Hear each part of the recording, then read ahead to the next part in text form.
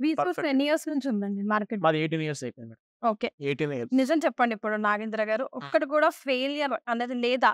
ఒకవేళ ఉంటే దేనివల్ల వచ్చింది? దాన్ని over a period of times ఎట్లా కరెక్ట్ చేసుకున్నారు? మేడం ఇప్పుడు ఒక చిన్న టైప్ ఆఫ్ ఒక పాయింట్ డిస్కషన్ పెట్టుకుంటే హ్మ్. ఫెయిల్యూర్స్ లేని కన్సల్టెన్సీ అయితే ఉండదు. మీరన్నట్టు రీజన్స్ చాలా ఉండొచ్చు. అందులో మెయిన్ స్పెసిఫిక్ రీజన్ ఏందంటే, ఇప్పుడు for example USA visa fail అయింది. హ్మ్. ఫెయిల్ అవ్వడానికి రీజన్ ఏందంటే, వాళ్ళు ప్రాపర్‌గా DS-160 ఫార్మ్ ఇందాక మనం డిస్కస్ చేసినట్టు అది ఫిల్ చేయకపోవడం, అది కన్సల్టెంట్ మిస్టేక్ అయి ఉంటది. And when coming to student దగ్గర కాన్ఫిడెన్స్ లేకపోవడం, హ్మ్. ఆన్సర్ ఇచ్చేటప్పుడు వీసా కౌన్సిలర్ దగ్గర కాన్ఫిడెంట్‌గా ఆన్సర్ ఇవ్వకపోవడం, ఫెయిల్ అవ్వడానికి పాసిబిలిటీ లేని వీసా ఏదైనా ఉందంటే that is UK. Correct documents అన్నీ కరెక్ట్‌గా ఫైల్ చేసుకొని, ప్రాసెస్‌కి తగ్గట్టుగా డాక్యుమెంటేషన్ అంతా చేసుకొని, డ్రాప్ బాక్స్ సిస్టమ్ అది. మనం వెళ్తాము ఏఎఫ్ఎస్‌లో మనం ఫైల్ చేసిన తర్వాత 15-20 డేస్‌లో వీసా వచ్చేస్తది. కరెక్ట్ డాక్యుమెంటేషన్ చేయాలన్నా కూడా అండ్ స్టూడెంట్‌కి ప్రాపర్‌గా అతను ఆ కంట్రీకి ఎందుకు వెళ్దాం అనుకుంటున్నారు? అండ్ ఆ యూనివర్సిటీ ఎందుకు చూజ్ చేసుకుంటున్నారు అని చెప్పి దాని గురించి ప్రాపర్ ఇన్ఫర్మేషన్ కౌన్సిలర్‌కి ఇవ్వాలన్నా, అండ్ ఇవన్నిటికి కూడా వీసా ఫైలింగ్ చేయాలన్నా కూడా consultancy place a major role. Okay. ఇప్పుడు ఇందులో ఫెయిల్యూర్స్ అవ్వడానికి మెయిన్ రీజన్స్ అయితే అవే బేసిక్‌గా కాన్ఫిడెన్స్ లేకపోవడం. వచ్చానండి హ్మ్. ఒకసారి.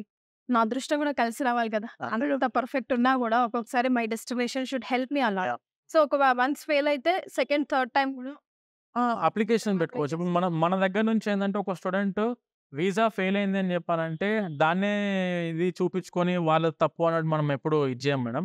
ఏదున్నా కూడా ఒక స్టూడెంట్‌ది వీసా ఫర్ ఎగ్జాంపుల్ అతనిది వీసా రిజెక్షన్ అయింది. హ్మ్. తర్వాత మనం second time, third time, fourth time అయినా కూడా స్టూడెంట్‌కి వాళ్ళ వీసా సక్సెస్ అయ్యేంత వరకు కూడా will be trying our level best to get their visa successful.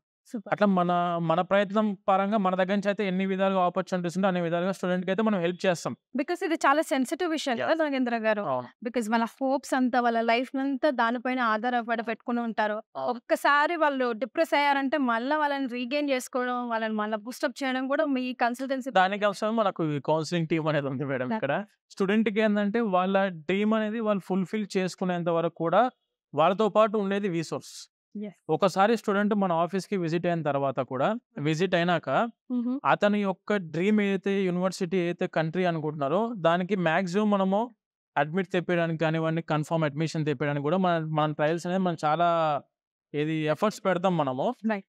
కానీ అది స్టూడెంట్ కూడా మ్యాచ్ అవ్వాలి ఆ యూనివర్సిటీకి. హ్మ్. ఇప్పుడు ఆ యూనివర్సిటీకి కూడా వాళ్ళ రిక్వైర్మెంట్స్ ఉంటాయి. ఆ రిక్వైర్మెంట్స్‌ని కూడా స్టూడెంట్ మ్యాచ్ చేసినప్పుడు వాళ్ళు అనుకున్న యూనివర్సిటీలో మనం ఇప్పేయడానికైతే ఎటువంటి ఇబ్బంది ఏం లేదు. Yes. But mostly will be trying our level best to get the admission in the specific university. ఆ స్టూడెంట్ అనుకున్న స్పెసిఫిక్ యూనివర్సిటీ తేడానికి ట్రై చేస్తాం.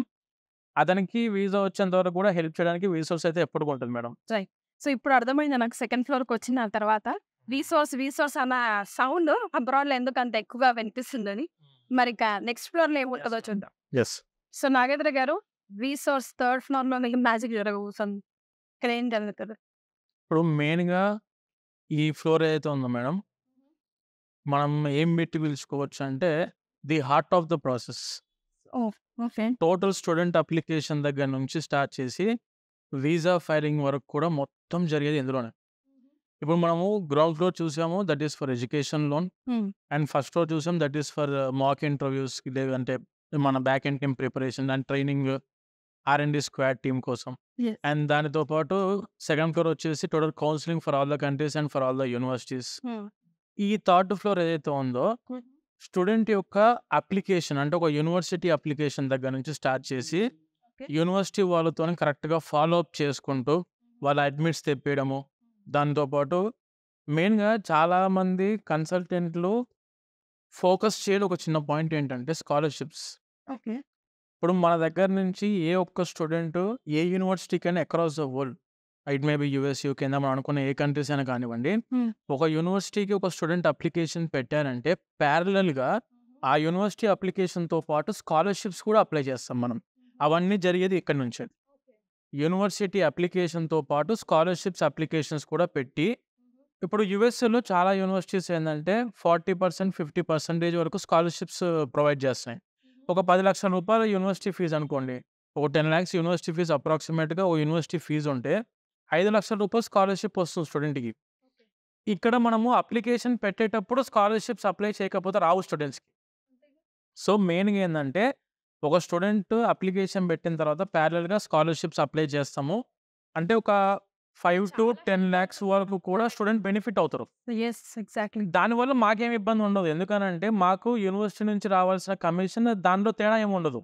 స్కాలర్‌షిప్స్ పెట్టినా, పెట్టకపోయినా మాకొచ్చే కమిషన్‌లో ఎటువంటి తేడా ఉండదు. స్టూడెంటే బెనిఫిట్. కానీ స్టూడెంట్ మాత్రం చాలా బెనిఫిట్ అవుతారు. దీనివల్ల ఏం జరిగిద్దంటే స్కాలర్‌షిప్ అందుకున్న స్టూడెంట్ వాళ్ళేందంటే రేపు మన వీసా వచ్చి స్టూడెంట్ యూఎస్ఏకి రీచ్ అయిన తర్వాత కూడా వాళ్ళ క్లాస్ రూమ్‌లో ఒకడొచ్చేసి 10,00,000 ఫీజుతోని కూర్చుంటాడు. ఇతనేమో 5,00,000తోని కూర్చుంటాడు.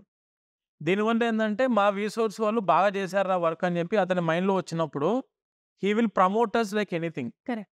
అంటే వాళ్ళ ఊర్లో కానివ్వండి, వాళ్ళ ఫ్రెండ్స్‌లో కానివ్వండి చాలా మందికి "అరే! నువ్వు అక్కడికెళ్తే నీకు ఫీజ్‌లో చాలా డిఫరెన్స్ వస్తది. స్కాలర్‌షిప్స్ పెడుతున్నారు వాళ్ళు. బయట చాలా మంది స్కాలర్‌షిప్స్ లేకుండా మన యూనివర్సిటీకి వచ్చారు ఇక్కడికి. నువ్వు వాళ్ళ దగ్గరికెళ్లి" అని చెప్పి ఒక్కసారి మౌత్ ప్రమోషన్ స్టార్ట్ అయితే madam that is more than enough for a consultant. Yes.